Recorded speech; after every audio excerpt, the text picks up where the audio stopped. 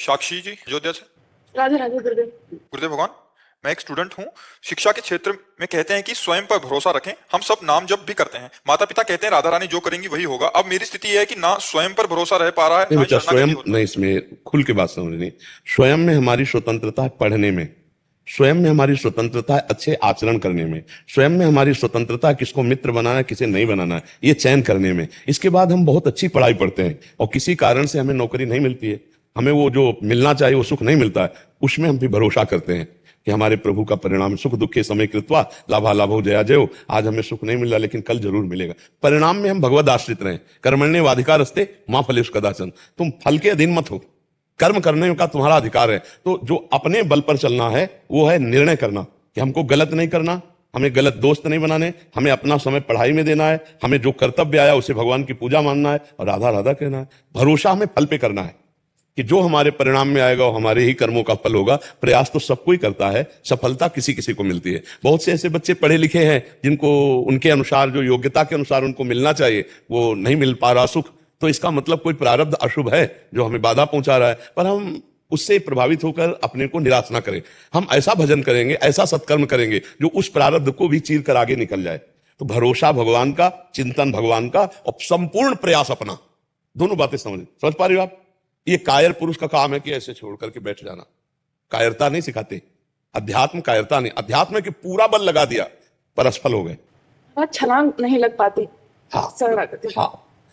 अभी नाम जप करते हो और आचरण पवित्र रखो। जो जितना चरित्र पवित्र होता है ना उतना ही वो प्रकाशित होता है। चरित्र ना दूषित होने पावे, गंदे बच्चों को मित्र मत बनाना और खूब पढ़ाई में मन लगाओ। आगे आप देख लेना, नाम जप करते रहना, नाम जप जरूर, क्योंकि नाम जप आध्यात्मिक पावर प्रकट करेगा। और जो चरित्र पवित्र है ये ऐसी पवित्र खेती हो जाएगी। देखो जैसे बीज बोया गया और खेती बढ़िया है तो बहुत जल्दी, तो चरित्र पवित्र है, आचरण पवित्र है, विचार पवित्र है, तो राधा नाम का कृपा प्रसाद भी बहुत जल्दी प्रकाशित होता है। हम नाम भी जप रहे हैं और अपवित्र आचरण कर रहे हैं, विचार अपवित्र है, खान पान अपवित्र है, तो वर्षों बीत जाएंगे उनको अनुभव में नहीं आएगा कि राधा नाम का क्या फल है। आप चिंता मत करो, छलांग तो भगवान के बल से मारी जाती है।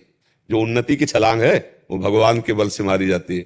आज भी हनुमान जी महाराज समुद्र में जब छलांग मार रहे ना तो भगवान का चिंतन करके, जय श्री राम, भगवान का चिंतन करके तो पार कर गए। जब हम कोई छलांग मारने की बात करें तो भगवान, मतलब उन्नति की बात सोचे तो उसमें सामने भगवान को रखें और प्रयास पूरा करें और असफलता और सफलता में समानता रखें तो हम जिंदगी में पार हो जाएं। नहीं तो प्रयास कर रहे हो, असफल हो जाने पर कई ऐसे बच्चे होते हैं जो एकदम मूढ़ता में उतर जाते हैं, निराश हो जाते हैं और अपने जीवन को भी नष्ट करने की बात सोचते रहते हैं। इतना पढ़ा लिखा, इतना पैसा खर्चा हुआ, असफल रहा। नहीं, असफलता और सफलता में समान भाव रखो। एक दिन सफलता चरण चूम लेगी, पक्का समझो, पक्का विश्वास कर लो हमारी बात का। आज दुख है ये रुकेगा नहीं, आज अवनति है कल उन्नति होगी। और अगर आज उन्नति है तो अहंकार मत करो, कल अवनति हो सकती है। अध्यात्म जो है परिपक्व रखता है, मजबूत रखता है, इसलिए आप हृदय से मजबूत रहिए, आचरण पवित्र रखिए, खूब नाम जप कीजिए और अपने कर्तव्य को जितनी आप में सामर्थ्य उसमें प्रमाद न कीजिए तो भगवान फल अवश्य देते हैं, अवश्य मिलता है। ऐसा है ही नहीं एक छोटे से कर्म का भी फल मिलता है, फिर आपका प्रयास निष्फल कैसे हो जाएगा। तो अपने प्रयास को व्यर्थ न समझें, खूब प्रयास करें, भरोसा भगवान पर रखें और नाम जप करते रहे। राकेश कुमार जी, राजस्थान से। राधे राधे महाराज जी। महाराज जी, जब मैं भागवतिक मार्ग पर चल रहा हूं तो अपने दुष्कर्मों को महसूस कर पाता हूं और मार्ग पर चलते चलते मैं अपने दुष्कर्मों को मिटाता भी हूं और कहीं अगर संशय है तो दूर भी अपने सामर्थ्य अनुसार करता हूं। लेकिन यदा कदा अधिकांश दुष्कर्मों को दूर करते करते मृत्यु से भय क्यों लगने लगता है महाराज जी? जबकि शरीर राग है, शरीर में प्रियता है और भजन बढ़ाओ, इसका राग नष्ट हो जाए तो आप ऐसे अपने को देखेंगे जैसे एक कपड़े में आपका शरीर ढका हुआ है। तो अगर आपको इस कपड़े का ज्ञान है कि मैं नहीं हूं तो इसके नष्ट होने के लिए या इसके त्यागने के लिए आपको कोई ज्यादा मेहनत नहीं करनी पड़ेगी, क्योंकि आपको ज्ञान है कपड़ा है। लेकिन शरीर के प्रति कपड़ा भाव नहीं है, शरीर के प्रति मैं भाव है। आप देखो ना, और भगवान कह रहे वशांश जीर्णानि यथा विहाय। ये शरीर क्या है?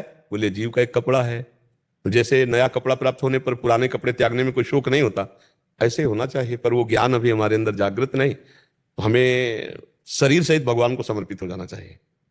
देखो बिना गुरु कृपा के यही बंधन नहीं करता। जड़ चेतने ग्रंथि पड़ गई और यद्यपि मृषा पर छूटती कठिनाई। इस शरीर का राग इतना जोर का बैठा कि कहीं ना कहीं आपसे अगर कोई पूछे तो आप भी यही उपदेश कर दो कि तुम कोई शरीर थोड़ी, शरीर तो मरने वाला पंचभौतिक है, तुम तो भगवान के अविनाशी अंश। इतना तो ज्ञान है आपको, लेकिन इस ज्ञान का साक्षात्कार नहीं है। जब इसका साक्षात्कार हो जाएगा तो शरीर से राग खत्म हो जाएगा, फिर मृत्यु से कोई भय नहीं रहेगा। क्योंकि वास्तविक मृत्यु शरीर पर प्रहार करते आप पर नहीं।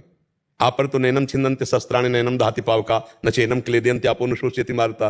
लेकिन शरीर में इतनी ममता है कि जरा भी तो वो मेरे को होता है, क्योंकि इससे ममता है। इसी की ममता नष्ट करना बड़ा कठिन है। उपदेश देना बहुत सरल है, लेकिन शरीर राग नष्ट करना बहुत कठिन है। नहीं, अब जैसे अभी मरने की कोई सूचना आ जाए कि किडनी फेल है या कैंसर इस सीमा में, तो होश उड़ जाएंगे? नहीं उड़ जाएंगे। ईमानदारी से देखो, अभी सब भजन की बातें भूल जाओगे, बस ये होगा कि कोई उपाय करो जिससे ये ठीक हो जाए, और शरीर राग खत्म हो गया। भगवान के चरणों की भक्ति से शरीर राग खत्म हो गया, तो अब नौकर की तरह काम करवा रहे हैं इस शरीर को, कि जैसे बेईमान नौकर भागेगा तो जितना काम करवा ले उतना करवा लो, चल भगवत चर्चा कर, भगवत नाम गुणगान कर, क्योंकि पता है छूटेगा, आज नहीं तो कल छूटेगा। तो ये बेईमान है, धोखेबाज है, अब इससे जितना कमा लो, जितना दूसरों का सुख कर, इस शरीर का राग मिट जाए बस। ये वो अनुभव तभी होगा जब खूब भजन किया जाए। वो बातों से नहीं होगा, भजन से हो। जितना भजन करोगे धीरे धीरे शरीर का राग मिटता चला है। शरीर का राग तो आवागमन का है, तो यही राग नष्ट हो जाए, सब ठीक हो जाएगा। खूब नाम बढ़ाओ और नाम बढ़ाओ, जितना नाम जप बढ़ाओगे उतने आपके अंदर सुंदर ज्ञान होता चला जाएगा। हमारी बात मान लो, जो नाम जप नहीं करते हैं वो कुछ भी पढ़ लिख ले, वेदांत पढ़ ले, गीता कंठस्थ कर ले, तो इससे शरीर राग नष्ट नहीं होगा।